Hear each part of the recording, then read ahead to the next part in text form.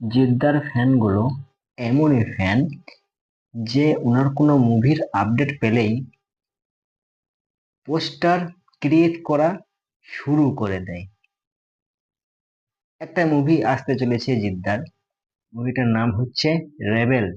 এবারে নামটা কনফিউশনে আছে, যে নামটা থাকবে কি না, এই নামটা নাও থাকতে পারে, শেষমেশ নামটা চেঞ্জ হয়ে যেতেও পারে। বুঝতে পেরেছেন? রেবেল, আপাতত মুভিটার নাম হচ্ছে রেবেল। এবারে অ্যাকশন টাইপের মুভি, চেঙ্গিসের মতো মুভি, এক কথায়।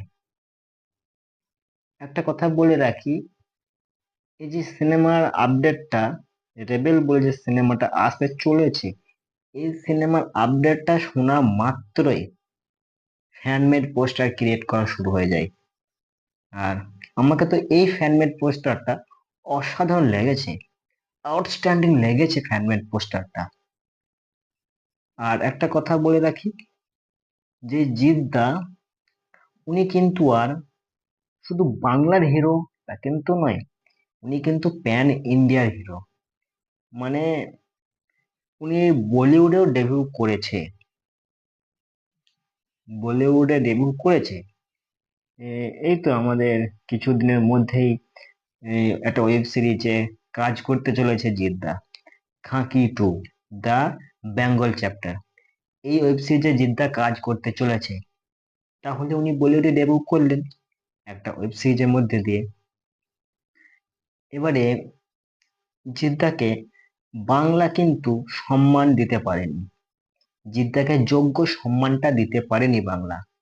এবারে দেখার বিষয়, বলিউডে উনি ডেবিউ করছেন, ওনাকে বলিউড কি রকম সম্মানটা দেয়, এটা হচ্ছে দেখার বিষয়। জিদ্দা হচ্ছে আলাদা লেভেলের একটা মানুষ, জিদ্দা আলাদা লেভেলের।